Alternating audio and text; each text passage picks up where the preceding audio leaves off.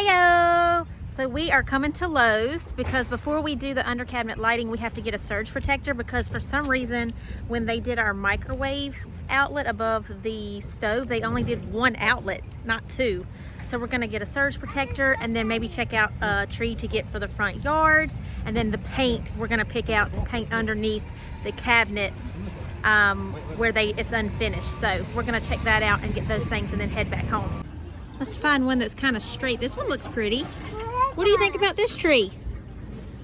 This one? Yeah. What do you think about him?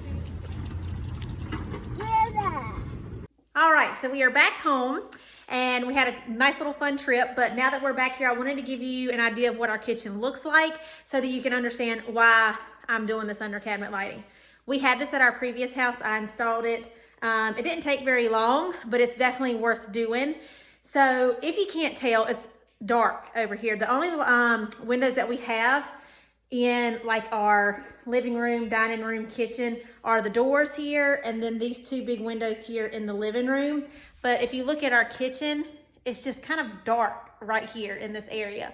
So I'm gonna do under cabinet lighting. At some point I may do some at the top just to kind of bring some light up, but we do have the recessed lighting or the recessed lighting that works really well when we have them on.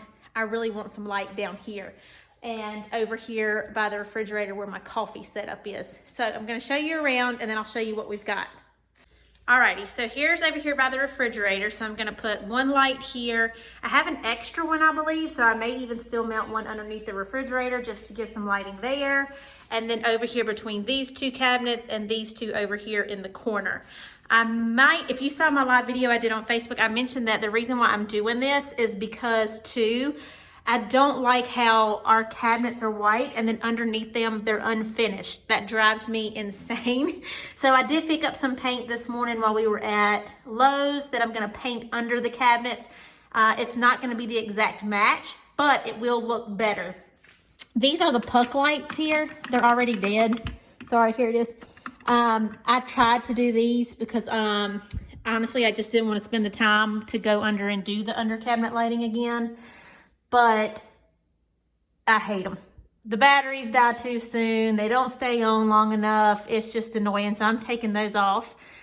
Over here, I went and spoke with the guys at Lowe's and they were like, hey, just use this white Valspar color sample to paint underneath the cabinets. He said there's so many shades of, okay baby, he said there is so many shades of white, just use this. And it was like $4 per container. So I'm gonna start with one, and then if I don't need the second one, then I'm just gonna return it. Okay, so I just got everything taped up under this cabinet. I haven't done everything else yet, and then this is just some plastic that we had from Lowe's. But I got thinking about it and I was like, you know what, girl? This is kind of a slick surface. So I'm worried that the Valspar paint may not stick to it as well as I want it to. So I've decided that I'm gonna prime it. If you saw the video that I did of our front porch, we just redid our front porch. We painted our front door this really pretty color and put new furniture out and all kinds of good stuff. So make sure you check out that video. I'm sure you'll love it if you haven't seen it already. But I think because I have so much of this primer left over, I've got like half left, I'm gonna just take that extra step and prime underneath the cabinets as well, just to make sure I get as good of a coat of final paint as possible. This is the Zinsser Bullseye 123 primer for all surfaces. This, I believe, came from Home Depot. It did, because that's where I got our paint from. So when you're getting ready to do your cabinets, I am not a professional at all, but make sure that you clean underneath them. You never know, like with grease and things like that, if they need to just be wiped down and cleaned really well, because the better, the cleaner they are, the better the paint will hold. And then let them dry, and then I am gonna do the primer because I think that that's gonna help a lot. So let's get started and see how it goes.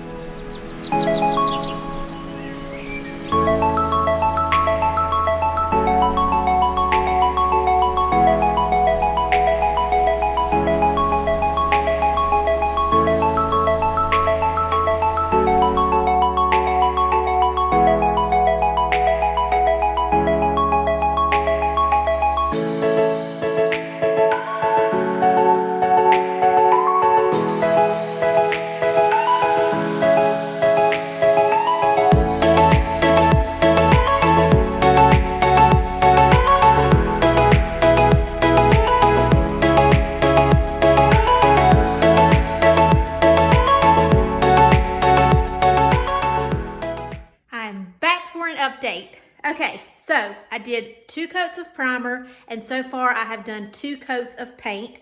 I have used the 2.5-inch angled paintbrush.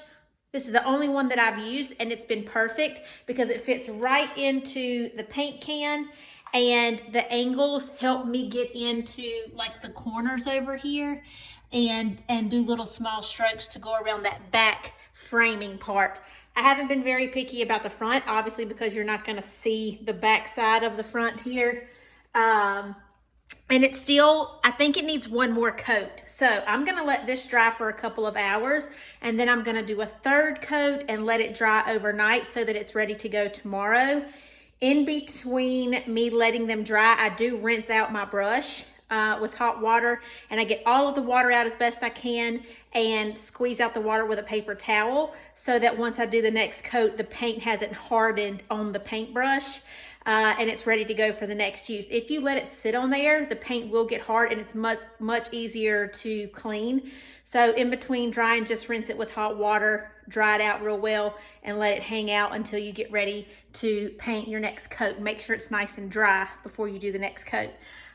So yeah, that's where we're at right now. I'm gonna let this 2nd coat dry. It's almost 5 o'clock now, so I might wait until maybe 7, do the last coat, let it set tonight, and then tomorrow we'll check it and we'll install the lighting. Good morning. It's the next day, and I've gotten up and checked underneath the cabinets. They look great. Everything's nice and dry, and I'm really happy with how everything turned out. And next up, we're getting ready to pre-drill the holes in all the cabinets. Biscuit's just getting everything out now. We did go ahead and do the ones above the refrigerator and the coffee, so I'm going to show you that real quick. So now we're going to get started over here with these. I do highly recommend, and this was actually Biscuit's idea, was to lay everything out and plug it up about how it's going to go so that you already know what to expect, and then once you drill the holes, you literally just have to run the cords. So this is what I was talking about at the beginning of the video. We only have 1 outlet up here, so he got a power strip, and we're going to plug it up there. So this essentially will plug up here after we run everything and do the lights. So I do recommend that when you're doing them to drill your hole in the back corner, because then you can kind of hide the cords. And then also one thing that we did differently here than we did in our townhome was when I mounted them in the townhome, I did them kind of in the middle of the shelf. So even when you sat down in the living room in our old house, you could see the bar.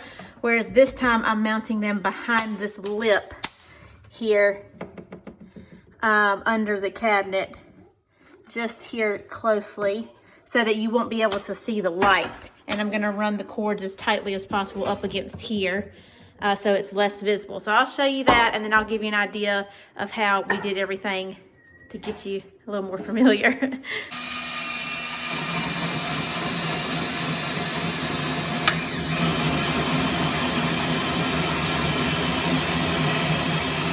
Okay, so I'm gonna show you how to put it together really quick. This was Josh's idea, and it was really smart just to kind of go ahead and lay everything out. So if you look over here, these are your light strips. So you'll just plug them in together. So I'm gonna put 1 here and 1 here, and then we're gonna run it up the side and above the microwave. So you'll just plug these in together. The kit also comes with extension cords, so you'll plug this into this end, and this will be what runs up the cabinet so that it plugs in above the microwave. So we'll plug those in. And we're going to come over here and do the same thing.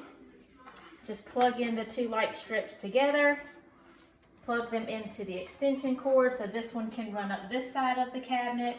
And then over here is our power source. So this will be what is going to plug in to the power strip up here above the microwave. So essentially that's going to go into the power strip, and then this is what's going to connect to our lights. So it took me a minute too, because I couldn't figure out how to make the dimmer work for all the lights. So it's really important to know that you plug the dimmer in to the power strip. So plug that in, and then you'll plug the dimmer into the splitter that's going to help you run the cords from either side of the microwave or the lights. So then you plug them in together, and you'll plug this one for the right side of the cabinets this one for the left side of the cabinets, and then you just turn them on and they're ready to go. When you get the lights installed, make sure that there is a strip still on here because I'm going to be touching them. Just make sure you peel that strip off so that that's not on there. You are not right, Biscuit. So we're just going to get everything put up and show you how they look. And also, they come with little connectors that you can use. I'll show you that in just a minute. You always like showing him.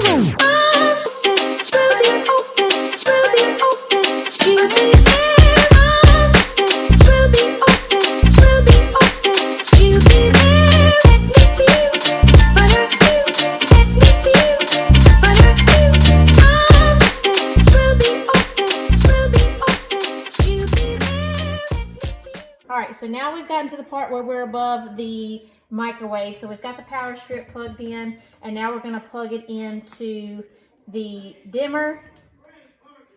And then we're going to plug the dimmer into the splitter. So now this side will come and plug in over here, and the one from the right will plug in right here. So now we've got those going. So we're going to do the exact same thing on this side that we did over there, and then plug it up to the splitter, and then we're going to mount our dimmer, and we'll be good to go.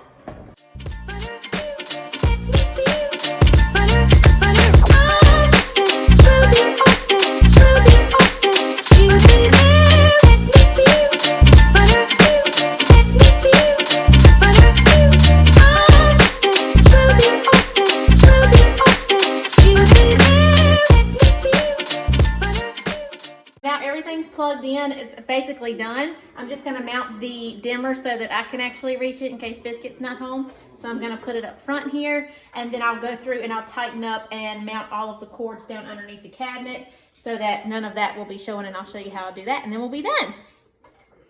Lastly, to mount the cords, you get a pack of these little tabs here, and they just have a sticky back to them, and then right here you'll just lift it up, put the cord in, and then it snaps to close, and you can just go around and mount the cords so that they're hidden. So I'm going to show you how to do that, and we'll wrap it up.